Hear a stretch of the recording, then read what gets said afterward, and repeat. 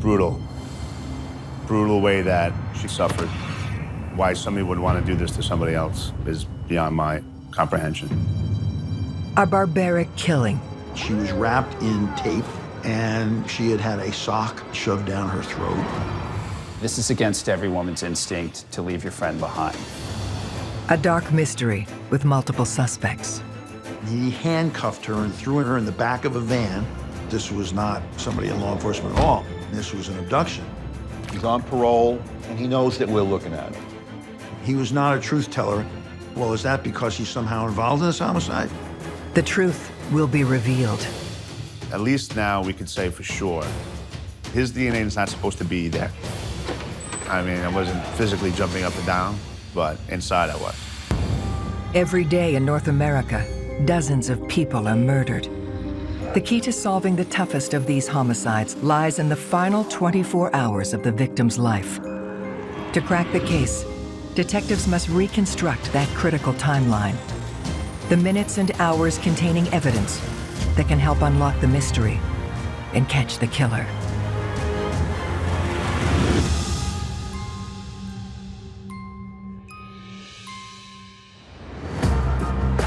New York City, where people come to chase their dreams and find success. But not far from the bright lights of Manhattan is the Belt Parkway in South Brooklyn and the notorious area of Fountain and Seaview. Fountain Avenue is in one of the grittier areas of South Brooklyn. The Belt Parkway runs along one side of it. There's a creek that runs along the other side. It's desolate, it's a dead end, no foot traffic, if any. Johns bring girls down to that area because no one's gonna bother you there. It's been a known mob dumping ground. There's no reason to go there unless you're going fishing or dumping a body. On Saturday, February 25th, 2006, a 911 call comes in at 8:26 p.m. Police, what is emergency? Oh, yes, I found a DOA. It looks like a DOA on Seaview Avenue in Fountain. That's in Brooklyn, right? Oh, yes, and I seen him wrapped up in a sheet. Right. It was a male. Do you see? I don't see it. I didn't see it. Was it body? It looked like a body wrapped in a sheet, yes. All right, you want to leave a name and number, sir? No, I'd rather leave a name and number. I don't want to get involved. We get this anonymous call that a guy saw what he believed was a body being dropped out of the back of a vehicle. And then he hung up. Homicide detectives John Cornicello and Sean McTighe of Brooklyn's legendary 75th Precinct, also known as the 7-5, respond to the call. We had found a girl. She had tape all over her face, and she was wrapped up in a blanket on Fountain Avenue on the side of the road. Initially, we thought it was a local prostitute. Could have very easily something happened, and the girl was disposed of there. We weren't sure if it was a sex crime, but she's wrapped up in this blanket, and you want to keep it intact as much as possible before it goes to the medical examiner's office. Brutal. Brutal way that she suffered. Why somebody would want to do this to somebody else is beyond my comprehension. Detectives immediately start to process the scene, looking for any clues that could help with the investigation. We did our initial canvass in the area, obviously looked for evidence around the body. Underneath her was a snow brush, so it could be important evidence. There's no wallet, there's no ID, nothing to kind of help us to zero in on who she is. The detective's only lead at this point is the anonymous 911 call, made a couple of miles from where the body was dropped. The call came from a payphone by a diner on Linden Boulevard. Can we identify the caller? We spoke to the people in the diner, and we didn't get any results there. And it's a public payphone. Fingerprints, it's not going to be of any value. So we didn't have anything to go on. With their initial canvass netting little to identify who the victim is and what happened to her, detectives are faced with another challenge. She was preserved, for lack of a better word, because it was freezing in February. So that puts a hamper on pinpointing, at this point in the investigation, the time of death to find out exactly where she was and how she died. When you don't know where someone has been in the last 24 hours, and you have someone who is found in the way that she was found, it's New York City. She could have come in contact with anyone. So if you don't have a timeline, you have an unsolved murder. With so many unanswered questions, the detectives know that the road to the killer runs through identifying their Jane Doe. We have to start by finding out who she is. And we really had a clean slate, unfortunately, to go on. She was found in a desolate area. There were no cameras near where she was found. There wasn't a lot of people to be interviewed. There wasn't a big area to canvass. So we're hoping that the medical examiner will find any little thing in the investigation that's going to help us identify her. Because I can't find out who killed you unless I know who you are. The only thing detectives can be sure of at this point is that a woman's body was found at 8:26 p.m. at Fountain in Seaview. They're counting on the autopsy to reveal more about how and when she died. Her wrists were bound from behind with plastic zip ties. Inside the blanket, she was wrapped in tape, and below the tape, she had had a sock stuffed into her mouth and shoved down her throat. So ultimately, she died of asphyxia, the inability to get air to the lungs and blood to the brain. And it became clear from the autopsy and the internal examination that she had been the victim of a brutal sex crime. She had distinctive tan lines, like boy shorts tan lines, as opposed to a bikini. And it's February. So this person obviously was just at a beach somewhere. Her fingernails were also cut very short, and a chunk of her hair was hacked off. And the way the fingernails and the hair were cut, that's not normal. Why would someone cut off a woman's hair? Makes me think that this person is very careful. They're very planful. They know what they're doing, and they don't want DNA evidence. You use binding ties because you want to incapacitate your victims. If you're somebody who wants to become aroused by having someone held captive or humiliated or tortured, you want to make sure you have enough time to do what you need to do. These behaviors would suggest to me that they may have done something like this before. The medical examiner could say that the time of death was within 12 to 24 hours of when we found her. Detectives must now piece together Jane Doe's last 24 hours to find her killer, starting with identifying who she is. The Daily News put out online rather quickly the fact that the police had provided to them, that a body has been found and appears to be homicidal in such a location and such a time. Sometimes the police and the media have a very cooperative relationship. We can help them by getting the message out that a body has been found, that a killer's on the loose.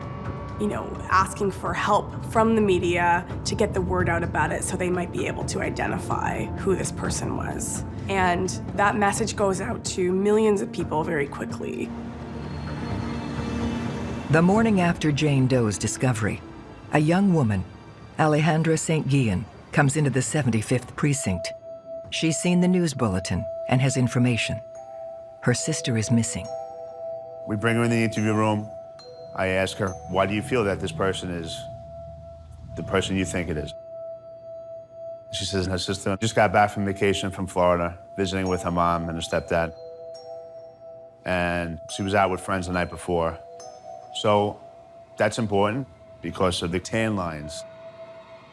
But we just want to make sure. And I had a Polaroid picture now from the autopsy.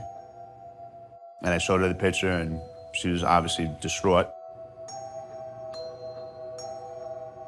Just in total disbelief, shock, you know, hysterical crying. So without even saying a word, I knew it was her relative. Detectives are finally able to identify the victim of this grisly homicide.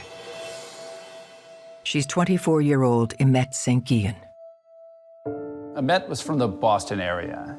She'd gone to a private school, Boston Latin. She was raised by her mother after her father died when she was 9 years old. Imette was following in her father's footsteps. He had studied criminal justice, and she was a criminal justice student at John Jay College. Imette was a brilliant young woman, on a roll. She could have gone and done anything. So now I have her name, I get her family members' names, I get her friends' names, and then we decide who we're gonna go to first. The night before Imette's body was found, she was out celebrating her upcoming 25th birthday with her best friend, Claire. Claire came into the 75th precinct, and she sat down with us and went over the course of events of that night. So this particular night, they went to the Pioneer Bar in Manhattan. In the old days, the Bowery was drunks and bums, and if you stopped your car, they would, try to clean your windshield with dirty rags, and you just wanted to get away from it. But, but now, in 2006, this is an up-and-coming area. So they were just going out to have a nice social night in a nice area of Manhattan. I remember Claire telling us that it was between 3:30 maybe. Bars close at 4 in New York. Claire wants to go home, and Imette wants to still stay out. So they leave the Pioneer Bar, and they're having an argument outside of the bar. It wasn't normal for her to keep partying like this and not wanting to go home and not wanting to be with her friends. Claire had tried to get her in a cab a couple times and was unsuccessful. And she threw up her hands and said, "You want to stay out? Stay out. I'm going home." And did. Claire gets in a cab, she leaves. Imette now walks the opposite direction of the bar.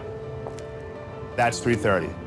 Claire now feels guilty and upset that she left her there, so Claire calls her.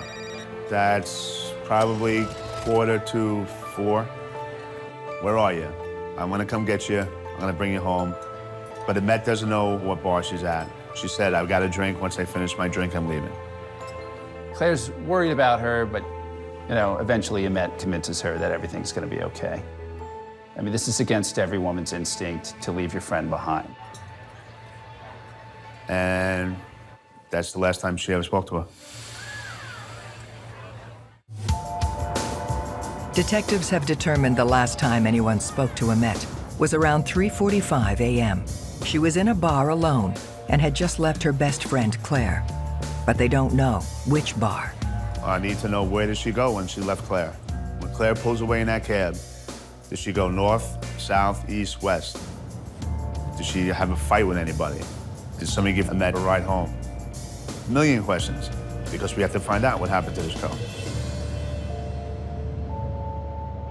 I have kids, I have girls, and I remember going home and saying, "Here's the deal. Don't ever forget this. You go out with somebody, you leave with them. You don't leave your friends behind." Just a terrible life lesson to have to learn. I've been out to bars, my girlfriends have been out to bars where, someone decides to leave early, you end up being there alone. Maybe you want to have one more drink. And this case really hammers home how vulnerable young women who are alone in bars after they've been drinking can be. So a friend doesn't know where she is. A friend knows that she has a credit card. So we start getting records on her credit card usage. Where was her credit card used? She bought 2 rum and cokes at the Falls Bar in Manhattan. That's probably 3:45. Now, she bought those 2 drinks with cash. It would have hurt our investigation tremendously. What strikes me about this case, what really resonates, is the little breadcrumbs we leave behind in our lives. You have to ask yourself, had she not bought those 2 rum and cokes with a credit card and left some kind of trail behind, what other evidence do we have that she's even at the bar? So something as everyday, as seemingly benign as using a credit card ends up being so critical in this case. The Falls Bar is only 2 blocks away from the Pioneer. So when you come out of the Pioneer, you make a right, and you can literally walk into the front door. of the falls. So the Falls Bar is the last place we know she was. We have a starting point. Now we can narrow down. 3:45 a.m. she's there. Detectives are now working with a 16-hour window between 3:45 a.m., when Imette paid for her drinks, and 8:26 p.m., when her body was found in South Brooklyn. So we're in Manhattan. My expectation is we're gonna have video all over the place. You know, this is Manhattan, it's not Brooklyn. So we task a team with finding video. Maybe we can pick her up somewhere. Anything else that can maybe piece this together. Security camera footage shows Imette entering the Falls Bar at 3:40 a.m. But there is no footage of her leaving the bar when it closes at 4 a.m. or any time thereafter. Now we know where she was alive and well at around closing time on that Saturday morning. So now you have to look at the universe of characters who were in that place who might have something to say about this. Bars and nightclubs present particular risks. They're what we call both crime generators and crime attractors. A crime generator is any place where crime arises because of opportunity, where there's alcohol and crowds involved and some people just can't control their instincts or their impulses. Crime attractors, at the same time, draw predators because they know a certain type of victim in a certain state may be there. How many people did she come into contact with that night? In narrowing down that list of persons of interest to potential suspects, you would always start with the staff. Who are the natural surveillance of the bar? These are the people working there who keep an eye on things, and those are the bartenders and the bouncers. Detectives believe someone at the Falls Bar could be a witness, or even Imette's killer. The bartender remembers serving Imette that evening. She's the one that actually sold the 2 drinks to Imette. She remembered Imette being intoxicated and it being the end of the night and being obligated to close the bar, and that there was talk of her having to leave. The bartender tells detectives, at 4 a.m., bar manager Daniel Dorian wanted Imette out the door, once and for all. The barmaid remembered Dorian wanting to get her out of the place because, and I don't know the exact words, but she had been drinking and, you know, she's crazy, we got to get her out of here. Now it's time to go. She's like, I paid for my drinks, I'm not going anywhere. Dorian gets fed up. Maybe he doesn't want to deal with it. Maybe he's drinking. He tells the 2 bouncers, get her out of here.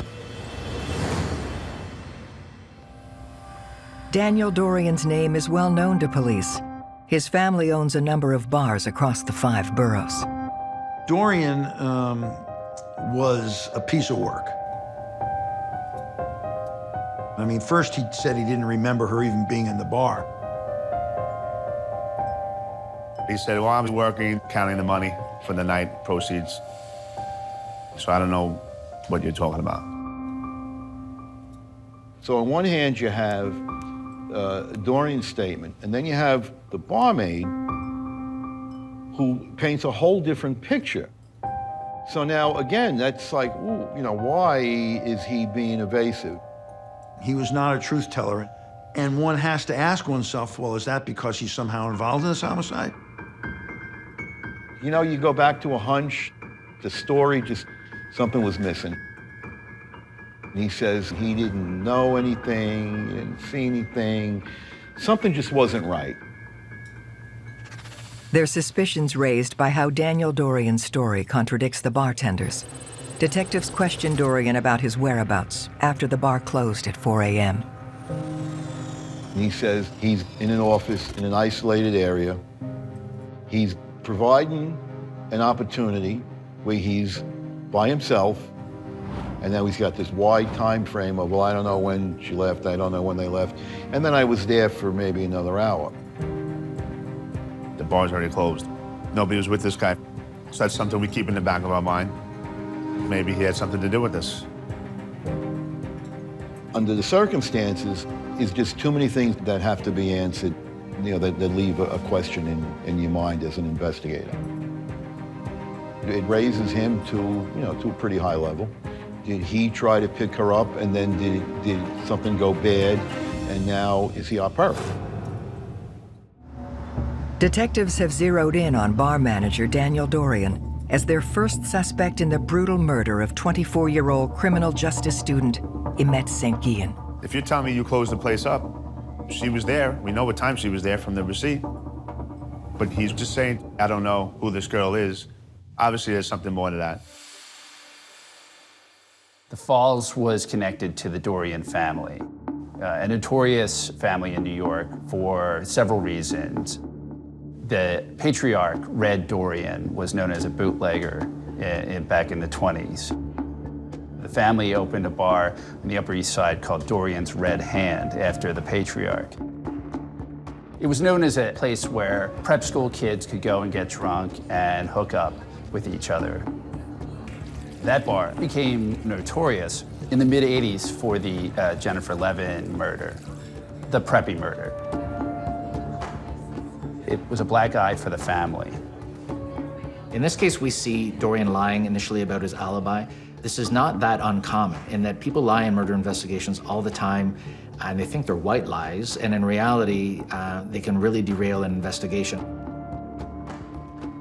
At the same time, it's uncanny that this is the second high-profile murder linked to a series of bars and nightclubs owned by the same family. It's like lightning striking twice in the same place. So now we start to say, well, wait a minute. His father had this bar, patron is in there, is killed. And it creates all of this bad press on this restaurant and the father and his business. Now we're sitting here and it's a Dorian bar and we've got a female victim who was in here at some point. Is it connected to him? Or he can see where this is going and he's trying to distance himself from the circumstances.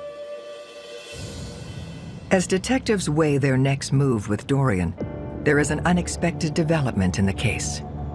You get a phone call, get to headquarters right away. Don't tell anybody what you're doing or where you're going. So I'm looking at my partner, I said, wow, the guy's turned himself in. Daniel Dorian wants to come in and give us a statement. But he wants to do it at police headquarters. He doesn't want to come to East New York. It's very different. Detectives question Daniel Dorian again about the night Imette disappeared after closing time at the Falls bar. Now he says, all right, listen, this is what happened. She was there. So he tells us that he sees Imette, she's very drunk, she's at the end of the bar, and she's arguing with him, I'm not leaving, I paid for these drinks. So that's when he puts the two bouncers on her, Daryl and Tim, that's their job, escort people out of the bar. And that's what they did. At 4 a.m., the main entrance to the bar is already locked. So the two bouncers, Tim Catella and Daryl Littlejohn, escort Imette out a secondary side door exit at 4:10 a.m., where there are no security cameras. Ultimately, Dorian, when he did come around, said, listen, that girl walked out of here under her own power, aided by my two bouncers, Tim and Daryl. Daniel Dorian remains a suspect in Imette's murder, but detectives put him on the back burner while they question the two bouncers. Danny Dorian didn't do any research on any of the people that were doing security for his operation. He had no idea who was working for him. The police department's investigation revealed the lack of attention and concern and care that the manager of that bar exercised in hiring his bouncers. How did you get your bouncers? Oh, this one recommended this one, and he knows a friend, and I paid him $100 off the books at the end of the night, and that was it. And as long as they showed up and did their job, I was happy. Once we start going to their backgrounds, Daryl was on parole for sure, and Tim was on probation. You have a curfew in general, but then you definitely can't work in a bar on parole. Now we know for sure you two were the last persons to see this girl outside this establishment. Two doormen. Neither of them had any business working at the bar, interacting with vulnerable people under the influence of alcohol. At this point, the decision is, who do you zero in on?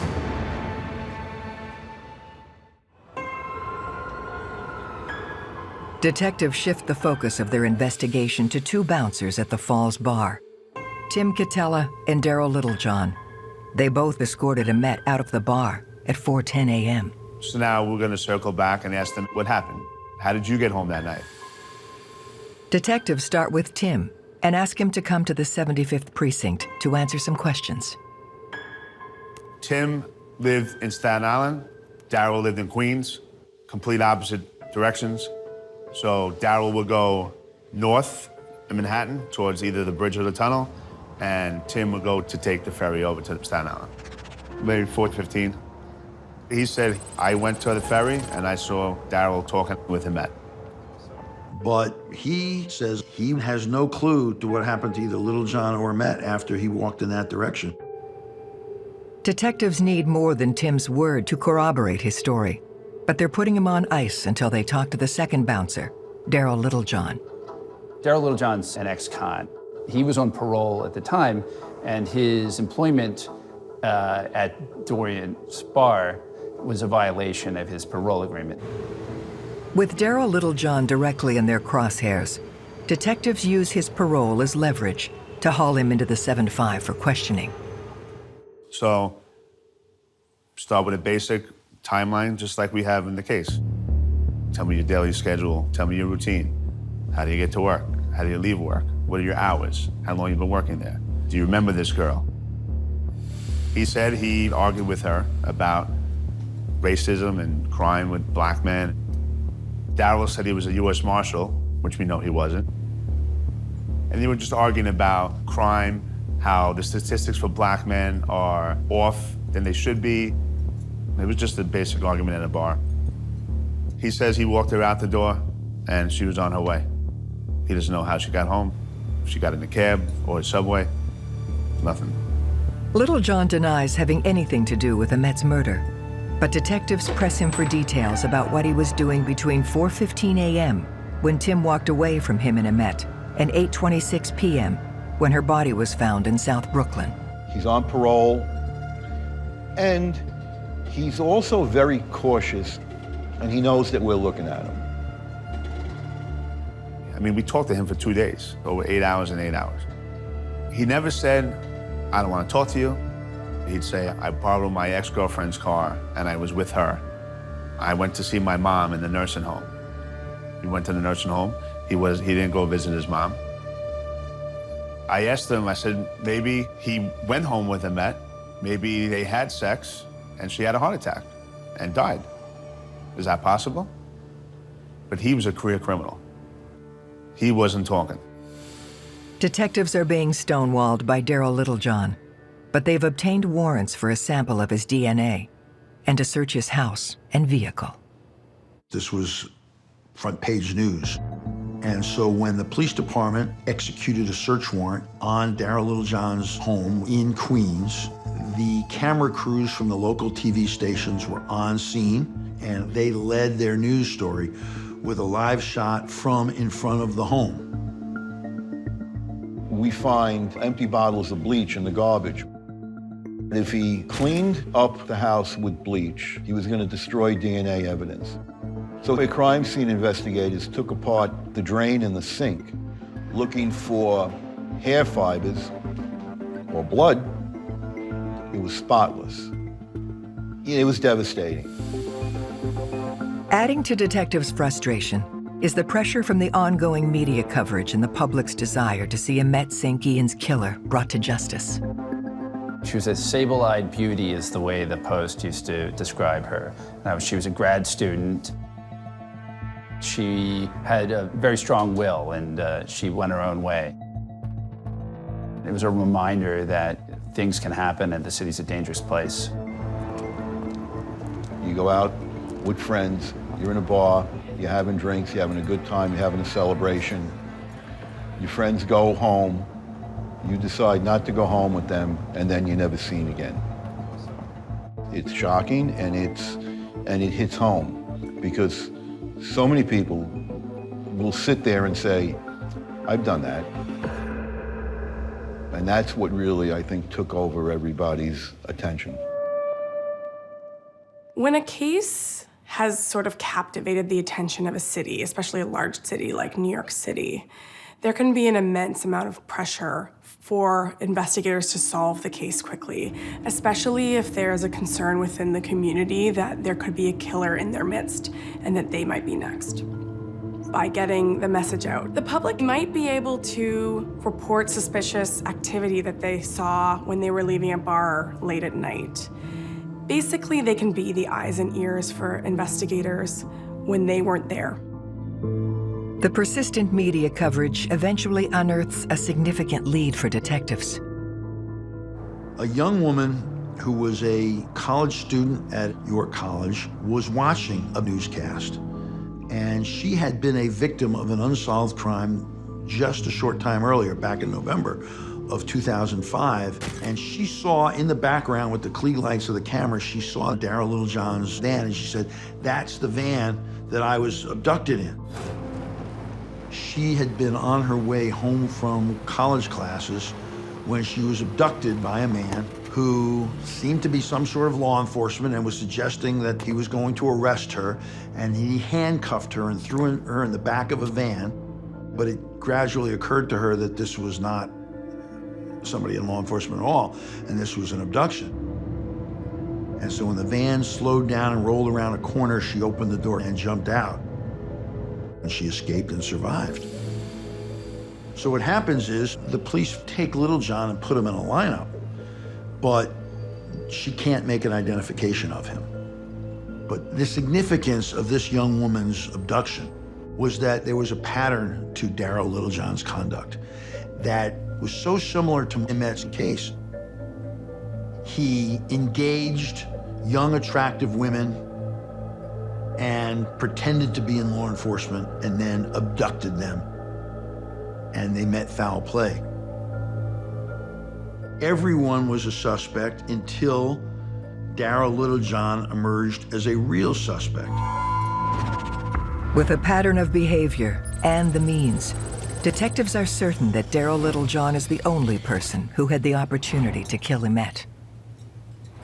I think, unfortunately, with people who are sexually sadistic, there may be people who require more aggression, more pain, or more suffering to be inflicted for them to achieve the same level or a higher level of sexual arousal, almost like a high.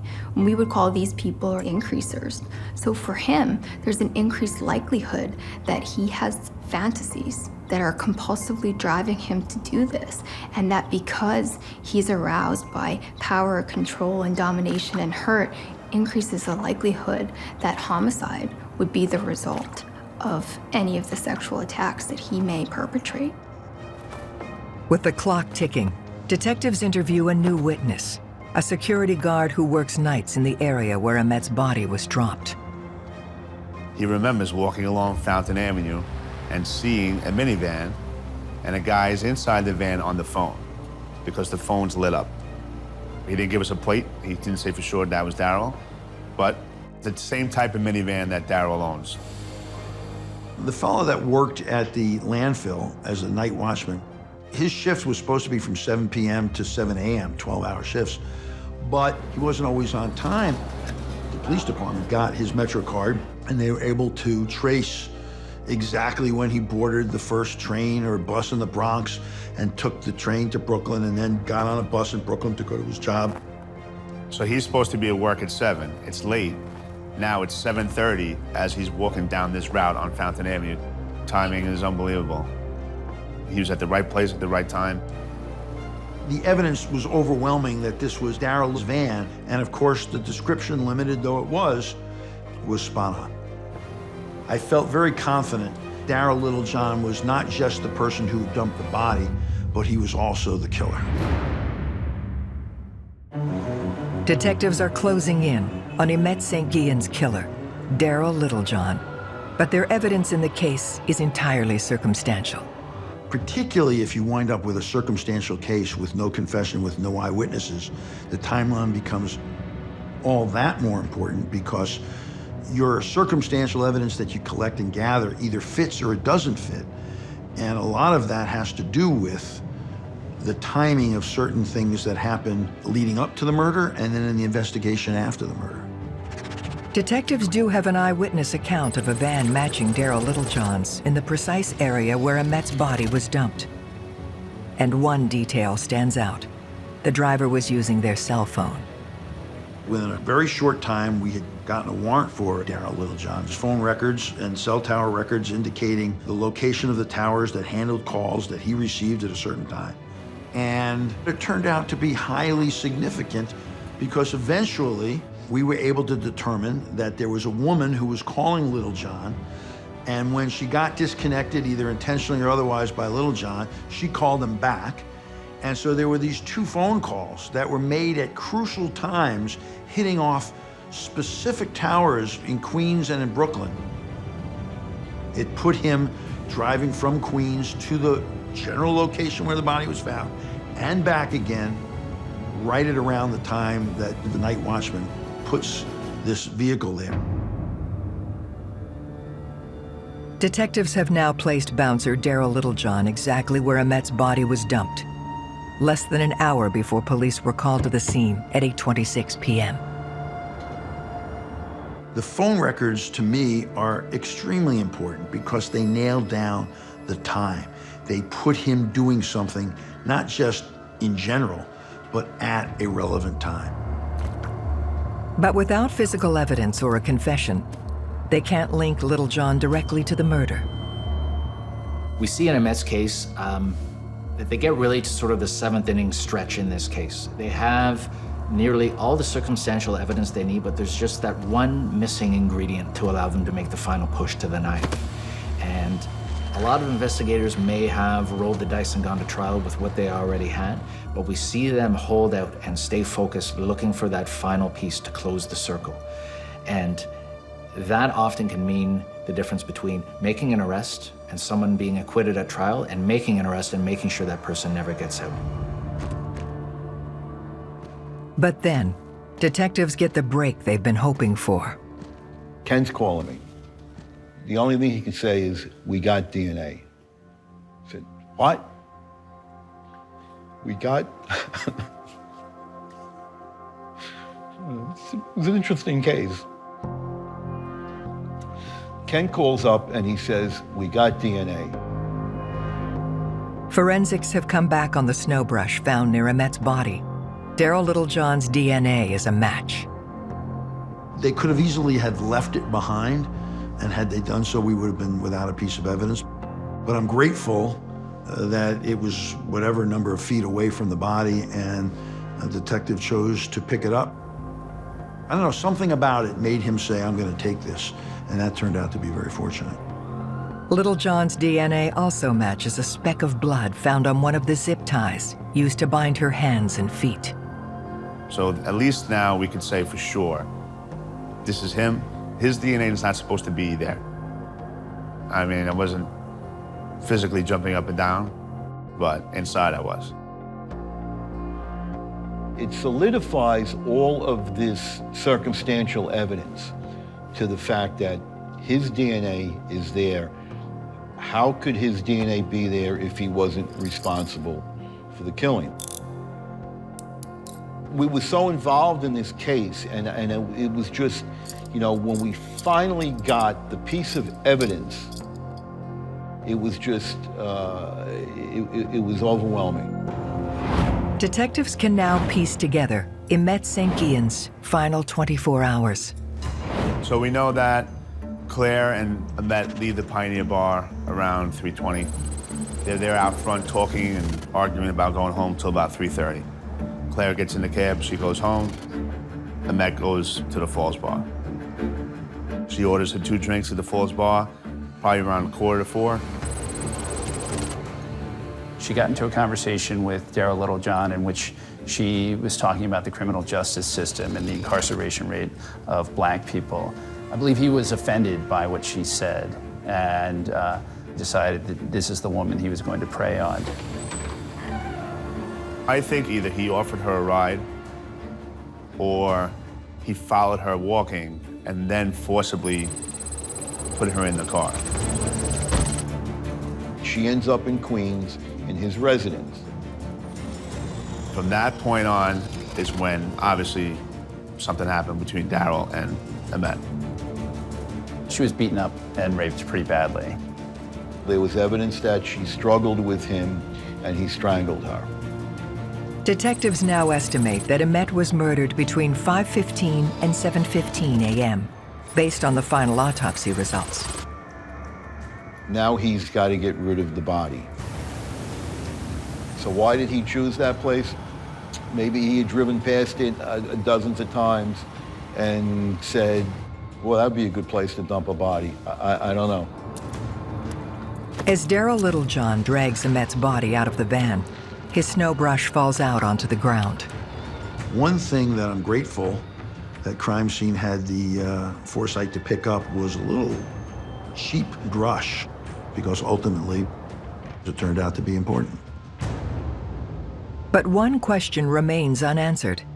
What was Daryl Littlejohn's motive? This was, in fact, the work of a random stranger and a random attack. And there's absolutely no question in my mind that this could have been the beginning of Littlejohn's career as a serial killer. And that were it not for Imette's use of the credit card and some good investigative work, we'd be talking about far more victims. Daryl Littlejohn is convicted for the murder of Imette St. Guillen on June 3rd, 2009. He is sentenced to life without parole. Timeline was critical on this case. That's how you develop your story. You got a start and you got an end, and you got to try to piece it in the middle, and that's how you build your case and bring the person to justice who's responsible for that. There's nothing more satisfying than doing something like that. You had DNA evidence, you had hair and fiber, you had phone work, you had interviews, you had canvases, you had video downloads. Every tool as an investigator we utilized. It's never going to bring back their relative or their loved one, but you do the best you can for them to give them closure. I've talked to Imette's mom, and whatever success we had in the courtroom doesn't change things for her. She doesn't have her Imette back. She doesn't get to see her have children or get married or have a successful career. But years later, they created a scholarship in her honor at John Jay. I would like to think that those who enter the field associated with criminal justice can look at Imette and say, this is someone who could have been me. That's why I need to do my job well and take it seriously, because the stakes are that high.